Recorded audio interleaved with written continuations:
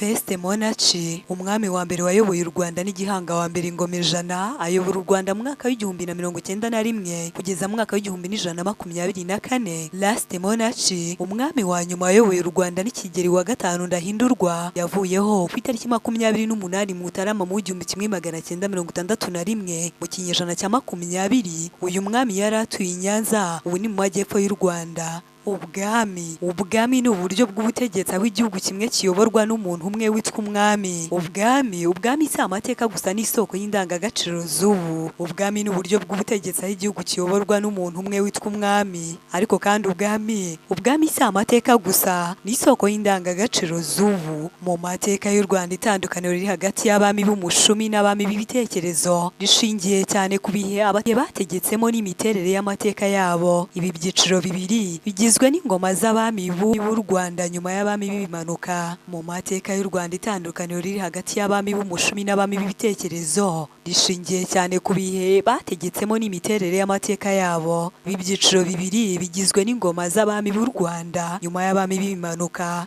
Abiru se kandi bari bantu ki bwami? Mu mateka yize umwaka ibintu byabereyeho ubuzi n'ikinyejana, kubera ko ufata imibare ya mbere ibiri y'uwo mwaka ugateranyaho rimwe hanyuma ukabona ikinyejana cy'uwo mwaka. Tuvuga urugero, mu mwaka w'igihumbi 1961, ubwo ni mu kinyejana cya 20, kubera ko twafashe imibare ya mbere ibiri y'umwaka ariyo 19 twongeraho rimwe hanyuma duhita tubona ikinyejana cy'uwo mwaka. Ni ukuvuga ngo mu mateka yize umwaka ibintu byabereyeho ndetse ubuzi n'ikinyejana, kubera ko ufata imibare ya mbere ibiri igize uwo mwaka ugateranyaho rimwe hanyuma ukabona ikinyejana. Buri gihe mu mateka twumva amazina y'abami nka Rwabugiri, Musinga, Rudahirwa ndetse n'abandi batandukanye. Ariko se kandi aba bami bari bantu ki mu mateka y'u Rwanda? Basobanuye iki mu mateka y'u Rwanda nk'abami bayoboye kandi babayeho? Ese u Rwanda mu gihe cya cyami byari bimeze gute, guhera ku mwami wa mbere wayoboye u Rwanda kugeza ku mwami wa nyuma? Batwigisha ubumwe n'ubwitange ari byo bituma igihugu gishinga imizi. Umwami ntiyabaga umwami kubera intebe, ahubwo yabaga umwami kubera imitima y'abamwumvira. Umuco wo kumvira, kubaha no gusangira wari ishingiro ry'ubwami. Buri mwami mu mateka y'u Rwanda afite ibyo yakoze, ibyamuranze, udushya twamuranze n'ibindi byinshi bitandukanye ku ngoma ye. Urutonde rw'abami b'u Rwanda hakurikijwe amakuru atangwa n'igihe n'izindi nkuru zishingiye ku mateka. Amateka y'abami bo hambere usanga rimwe na rimwe atavugwaho rumwe bitewe n'uko yabaga ahererekanwa mu magambo, aho hagaragazwa ibyaranze igihe cya buri mwami hashingiwe ku mateka yanditswe. Amateka y'abami bo hambere yibanda ku migani n'imivugo, naho ayo kuva mu kinyejana cya 19 akaba yaranditswe neza kubera ko abiru barayandikaga. Abiru b'ibwami bari abanyamabanga b'ibwami, aho bayandikaga guhera mu kinyejana cya 19 akaba yaranditswe neza rwose.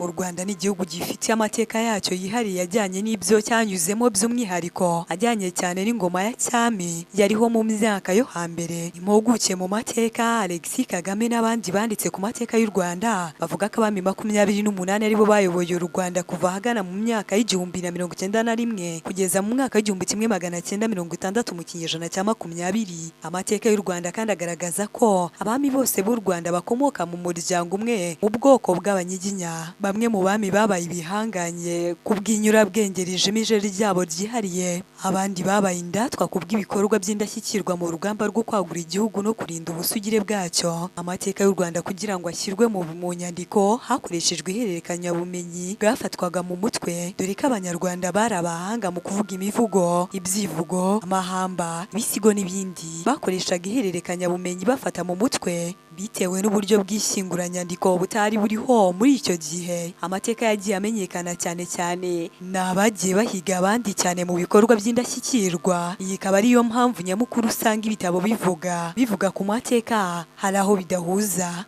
Alexis Kagame ndetse n'abandi banditsi bakoze urutonde hagendewe ku bikorwa bikomeye byaranze ingoma ya buri mwami na bamwe mu bami bo mu bihugu byari bikikije u Rwanda. Ibitero bikomeye byagabwe, inzara zateye, impinduka zidasanzwe mu buyobozi cyangwa mu mibereho ya rubanda n'ibindi. Mu nyandiko zakozwe kugeza none hagendewe ku byo abiru n'ibisonga by'abami bagaragaje. Abami b'u Rwanda bakurikiranye n'imyaka n'ingoma mu buryo bukurikira kuva ku mwaka w'igihumbi 19 rimwe kugeza mu mwaka w'igihumbi kimwe magana cyenda mirongo itandatu, ariwo mwaka umwami wa nyuma yavuye ku butegetsi hagakurikiraho repubulika. Twibukiranye ko kandi umwami yagiraga ububasha bw'ikirenga mu gihugu cye. Umwami yaricaga agakiza, akagaba akanyaga, buri make ubuzima bw'abaturage b'igihugu cyose bwabaga buri mu maboko ye. Ikintu cyose cyabaga ari cy'umwami, nka zari z'umwami, ubutaka bwari ubw'umwami, abagore babaga ari ab'umwami, abana babaga ari ab'umwami ndetse n'ibindi. Iteka yabaga yaciye ryabaga ari ihame ntakuka, rikubahirizwa kuva ku babyeyi kugeza ku bana, abuzukuru, abuzukuruza ndetse n'ubuvivi bakabitozwa. Mu mateka y'u Rwanda, itandukaniro hagati y'abami b'umushumi n'abami b'ibitekerezo rishingiye cyane ku bihe bategetsemo n'imiterere y'amateka yabo. Ibi byiciro bibiri bigizwe n'ingoma z'abami b'u Rwanda nyuma y'abami b'ibimanuka. Abami b'umushumi ndetse n'abami b'ibitekerezo batandukaniye he? Abami b'umushumi ni abami ba mbere bategetse nyuma y'abami b'ibimanuka. Igihe nyacyo bategetse ntikimenyekane neza kuko nta nyandiko zihamye zabibitsweho. Inkomoko y'abami b'umushumi bavuga kuri Gihanga uvugwa nk'umwami wa mbere w'umushumi. Izina umushumi rikomoka ku ijambo umukandara cyangwa umushumi biziritse, bisobanura ko bari abami baruhijwe n'umurimo wo gutegeka igihugu mu gihe cyabo cya mbere y'uko kibaho cyagutse. Amateka y'ingoma zabo ntibyatangajwe, mutandukanye n'ingoma zaje kubasimbura. Naho kandi abami b'ibitekerezo ni abami bategetse nyuma y'abami b'umushumi kuva kuri Ruganzu wa mbere Bwimba kugeza kuri Kigeli wa gatanu Ndahindurwa. Bavugwa ko barategetse kuva mu kinyejana cya 14 kugeza mu kinyejana cya 20. Ubusobanuro bw'ibitekerezo: izindi bitekerezo rishaka kuvuga amateka yabo yanditswe mu bitabo n'iby'ibyivugo. Ibisigo n'ibitekerezo bikaba byaravugwaga mu n'abiru b'urukiko. Amateka y'abami n'ibitekerezo azwi neza kandi yanditswe mu buryo bwimbitse kuko byari byarategetswe n'umwami Ruganzu wa kabiri Ndoli ko amateka ya cyami agomba kubikwa no gutangazwa. Bari barategetse mu buryo bukurikirana kandi buhamye, aho basimburanaga mu mazina atatu cyangwa se ane: Yuhi, Kirima, Kigeli ndetse na Mibambwe. Mu magambo make, abami b'umushumi ndetse n'abami b'ibitekerezo. Abami b'umushumi bategetse mbere y'abami b'ibitekerezo, amateka yabo adahagije ndetse n'igihe bategetse kitazwi neza kuko cyabaga kitaranditswe. Naho abami b'ibitekerezo nyuma abami b'umushumi, amateka yabo yaranditswe mu bitabo ndetse n'igihe bategekeye kirazwi neza. Reka turebere hamwe abami b'ibitekerezo kuva mu kinyejana cya 11 kugeza mu kinyejana cya 20. Umwami wa mbere wayoboye u Rwanda ni Gihanga wa mbere Ngoma ijana, yayoboye u Rwanda mu 1191 kugeza mu 1124. Umwami wa kabiri ni Kanyarwanda wa mbere Gahima, yayoboye mu 1124 kugeza mu 1157. Umwami wa gatatu wayoboye u Rwanda ni Yuhi wa mbere Musindi, yayoboye u Rwanda mu 1157 kugeza mu 1180. Umwami wa kane wayoboye u Rwanda ni Ndahiro wa mbere Ruyange, yayoboye u Rwanda mu 1180 kugeza mu 1213. Umwami wa gatanu ni Ndoba yayoboye u Rwanda mu 1213 kugeza mu 1246. Umwami wa gatandatu wayoboye u Rwanda yitwa Samembe, aho yayoboye mu 1246 kugeza mu 1279. Umwami wa karindwi yitwa Nsoro wa mbere Samukondo, yayoboye u Rwanda mu 1279 kugeza mu 1345. Umwami wa munani yitwa Ruganzu wa mbere Bwimba. Uyu Ruganzu wa mbere Bwimba yayoboye mu 1345 kugeza mu 1378. Umwami wa cyenda yitwa Kirima wa mbere Rugwe. Uyu Kirima wa mbere Rugwe yayoboye cyangwa yatwaye u Rwanda mu 1345 kugeza mu 1378. Umwami wa cumi yitwa Kigeli wa mbere Mukobanya. Uyu Kigeli wa mbere Mukobanya yatwaye u Rwanda cyangwa se yayoboye u Rwanda guhera mu 1378 kugeza mu 1411. Wayoboye u Rwanda Mibambwe wa mbere Sekarongoro wa mbere Mutabazi, yayoboye u Rwanda mu 1411 kugeza mu 1444. Umwami wa cumi na kabiri wayoboye u Rwanda yitwa Yuhi wa kabiri Gahima wa kabiri, yatwaye u Rwanda mu 1444 kugeza mu 1477. Umwami wa cumi na gatatu wayoboye u Rwanda yitwa Ndahiro wa kabiri Cyamatare, yayoboye u Rwanda mu 1477 kugeza mu 1510. Umwami wa cumi na gatanu wayoboye u Rwanda yitwa Mutara wa mbere Nsoro wa kabiri Semugeshi, yayoboye u Rwanda mu 1543 kugeza mu 1576. Umwami wa 16 wayoboye u Rwanda yitwa Kigeli wa kabiri Nyamuheshera, yayoboye u Rwanda mu 1576 kugeza mu 1609. Umwami wa 17 wayoboye u Rwanda yitwa Mibambwe wa kabiri Sekarongoro wa kabiri Gisanura, uyu yayoboye u Rwanda mu 1609 kugeza mu 1642. Umwami wa 18 wayoboye u Rwanda yitwa Yuhi wa gatatu Mazimaka, uyu Yuhi wa gatatu Mazimaka yayoboye u Rwanda mu 1642 kugeza mu 1675. Umwami wa 19 wayoboye u Rwanda yitwa Kirima wa kabiri Rujugira, uyu Kirima wa kabiri Rujugira yayoboye mu 1675 kugeza mu 1708. Umwami wa 20 wayoboye u Rwanda yitwa Kigeli wa kabiri Ndabarasa, uyu Kigeli wa kabiri Ndabarasa yayoboye mu 1708 kugeza mu 1741. Umwami wa 21 wayoboye u Rwanda yitwa Mibambwe wa gatatu Mutabazi wa kabiri Sentabyo, uyu yayoboye u Rwanda mu 1741 kugeza mu 1746. Umwami wayoboye u Rwanda wa 22 yitwa Yuhi wa kane Gahindiro, uyu Yuhi wa kane Gahindiro yayoboye mu 1746 kugeza mu 1882. Umwami wa 23 wayoboye u Rwanda yitwa Mutara wa kabiri Rwogera, uyu Mutara wa kabiri Rwogera yatwaye u Rwanda mu 1830 kugeza mu 1853. Naho umwami wa 24 wayoboye u Rwanda yitwa Kigeli wa kane Rwabugiri, uyu Kigeli wa kane Rwabugiri yatwaye u Rwanda mu 1853 kugeza mu 1895. Umwami wa 25 wayoboye u Rwanda yitwa Mibambwe wa kane Rutarindwa, uyu Mibambwe wa kane Rutarindwa yayoboye mu mwaka wa 1895 kugeza mu mwaka wa 1896. Ariko kandi umwami wa 26 wayoboye u Rwanda yitwa Yuhi wa gatanu Musinga, yayoboye u Rwanda mu 1896 kugeza mu mwaka wa 1931. Naho umwami wa 27 wayoboye u Rwanda yitwa Mutara wa gatatu Rudahigwa, uyu Mutara wa gatatu Rudahigwa yayoboye u Rwanda mu 1931 kugeza mu 1959.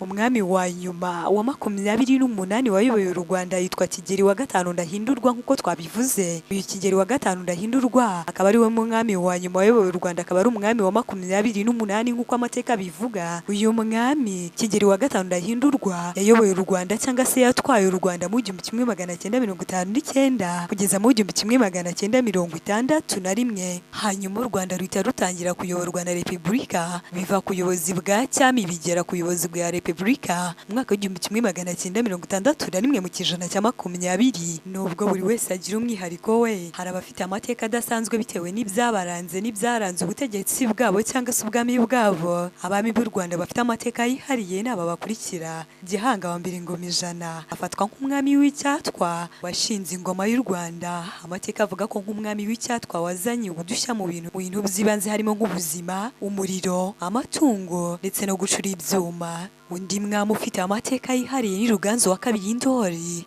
Uyu Ruganzu wa kabiri Ndoli afatwa nk'umwami w'icyatwa waharaniye kugarura ingoma ya cyami kuko yari yaragiye kwihisha Karagwe k'Abahinda akiri muto. Yigaruriye u Rwanda rwari rwaraguriwe n'Abanyoro, ashimangira ubutegetsi bwa Nyiginya. Umwami ufite amateka yihariye yitwa Kigeli wa kane Rwabugiri, niwe wategetse u Rwanda rwagutse kurusha ahandi.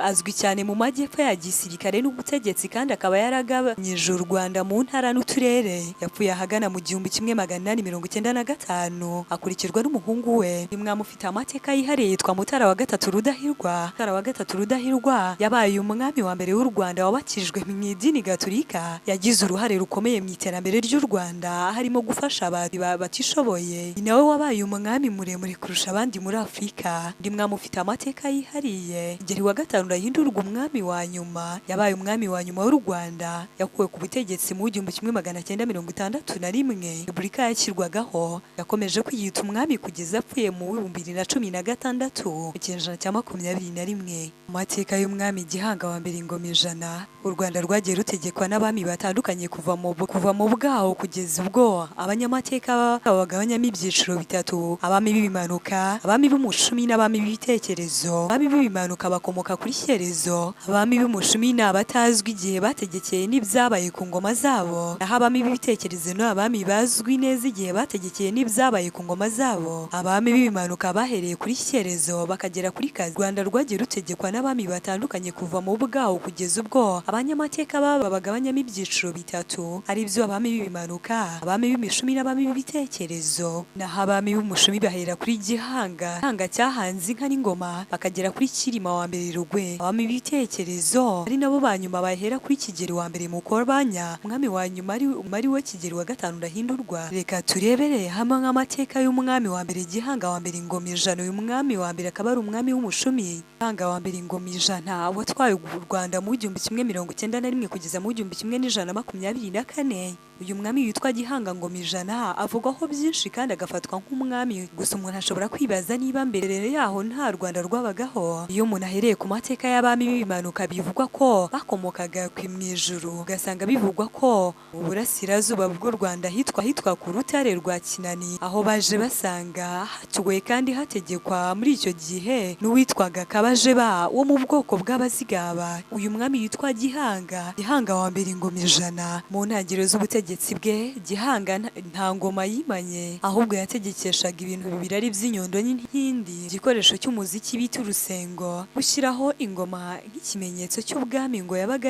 yarabizaniwe n'uwitwaga Rubumba abikopeye mu bucurabwenge bwakoreshwaga n'abitwa Abarenge. Abarenge bari Abasinga aribo bitwaga Abasangwabutaka, bivuga Abanyiginya basanze bategeka, ngo akaba ari nabo bari mu gihugu mbere yuko iriya ngoma Nyiginya iza kurutegeka. Ngoma ya mbere yakoreshejwe n'ubutegetsi bwa Gihanga wa mbere Ingoma Ijana wahawe izina rya Rwoga, bituruka ku ijambo rwogera cyangwa se kwamamara. Runga wayizaniye Gihanga niwe wakunze kwitwa Mwungura, ari naho banakomerezaho bagira bati ni Mwungura wunguye ingoma ubwiru. Urugero rwatangwa n'uko ibwami bamenyeshaga icibwa ry'umuntu runaka cyangwa se umuryango runaka byemezwaga mu buryo bwa burundu, bararitangazaga bagakoresha urusengo, kuko kubaho kwe kugaragarira ku buntu. Uruhererekane rw'abamukurikiye mu butegetsi bamwubahirizaga kandi ugasanga mu ntekerezo zose agarukwamo nk'uko amateka bigaragaza. Iyo umwami runaka yageraga ku butegetsi yubakishaga ingoro ye, ariko ku ruhande agashyiraho n'ahagenewe kubahirizwa umukurambere.